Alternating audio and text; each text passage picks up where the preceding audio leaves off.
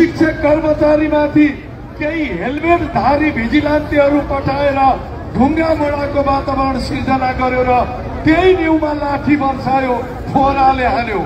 हामी त्यसको घोर निन्दा गर्दछौँ। सरकारको यो नृशंस र शिक्षक कर्मचारी विरोधी अलोकतान्त्रिक कदमको पनि घोर भर्त्सना गर्न चाहन्छौँ। आदरणीय साथीहरू, हिजो 62 जना साथीहरू घाइते हुनुभएको छ। तीमध्ये धेरै साथीहरू कोही एउटा आँखो चिम्लेर, कोही खुट्टो खचाउँदै, कोही ढाड छाम्दै, कोही टाउकोमा पट्टी बाँधेर फेरि आन्दोलनको मोर्चामा आउनु भएको छ। ती साथीहरूको अदम्य साहसलाई म सलाम गर्न चाहन्छु, अभिनन्दन गर्न चाहन्छु। पुलिस प्रशासनले थाहा पाओस्, नेपाल सरकारले थाहा पाओस्, 65 जना होइन 65,000 शिक्षकहरू घाइते हुन तयार छन्। तर हामी हाम्रो लक्ष्य अनुसार विद्यालय शिक्षा ऐन जारी नगराएसम्म फर्किँदैन। आदरणीय साथीहरू, यहाँ केही अफवाहहरू सिर्जना भएका छन्। निश्चित मान्छेहरू सङ्गठित भएर शिक्षक आन्दोलनलाई विभाजन गर्न अनेक खाली कुप्रचारहरू गरिरहेका छन्। त्यो कुप्रचारप्रति सचेत रहन म यहाँलाई आग्रह गर्दछु। सुन्दैछु कहिले 5 बुँदाको, कहिले 7 बुँदाको, कहिले 9 बुँदाका के आइरहेका छन्।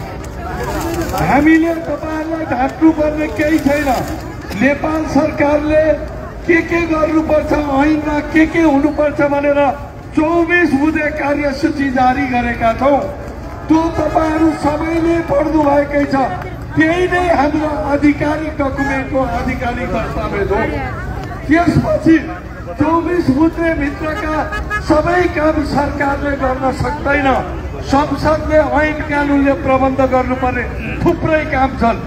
ती भित्रबाट सरकारले गर्न सक्ने कामहरूको 16 बुँदाको कार्यसूची हामीले बनाएका छौं।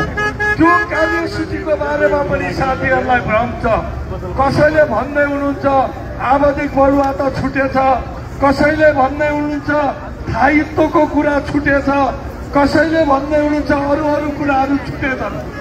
आदरणीय साथीहरू, ऐनले सम्बोधन गर्नुपर्ने विषय सरकारले सम्बोधन गर्न सक्दैन। त्यसकारण त्यहाँ छुटेका विषयहरू ऐन मार्फत सम्बोधन हुने विषय हुन् भनेर बुझिदिन म यहाँलाई विनम्रतापूर्वक आग्रह गर्दछु। ती आवधिक बढुवा ऐनसँग आउने कुरा हो, नेपाल सरकारले निर्णय गर्दैन। स्थायित्वको कुरा पनि ऐनसँग जोडिएको विषय हो, नेपाल सरकारले निर्णय गर्ने विषय होइन। यहाँहरूलाई म पुरानो घटना सम्झाउन चाहन्छु। तत्कालीन प्रधानमन्त्री कृष्ण प्रसाद भट्टराईले क्याबिनेटबाट सबै कार्यरत शिक्षकलाई थाहै गराउँछु भनेको निर्णय बदल भएको हामीलाई सम्झना छ। त्यसैले ऐन कानूनमा प्रबन्ध नगरिकन निर्णय गरियो भने ती निर्णयहरू बदल हुन सक्छन्। त्यो कुरालाई विचार गरी कुनै पनि अफवाहमा पछि नलाग्न, यहाँका सबै माग मुद्दा सम्बोधन गर्न नेपाल शिक्षक महासंघ तयार रहेको र त्यसमा कुनै सम्झौता नहुने, लेकिन किन्तु व्रत र केही पनि नभइकन 24 बुँदे कार्यसूचीलाई कार्यान्वयन गर्न हामी लागि पर्ने कुरा पनि यहाँलाई आबद्ध आश्वस्त गराउँदै कुनै पनि भ्रामक समाचारहरूमा, पोस्टहरूमा विश्वास नगर्न र आधिकारिक पोस्ट हामी महासंघका पदाधिकारीले गर्ने भएको हुनाले त्यसैलाई आधिकारिक मान्दिन पनि हार्दिक अनुरोध गर्दछु। आदरणीय साथीहरू, हाम्रो यो आन्दोलनमा एकबद्धता गर्न पूर्व सम्माननीय प्रधानमन्त्री माधव कुमार नेपाल र झलनाथ खनाल यो स्थलमा आइसक्नु भएको छ।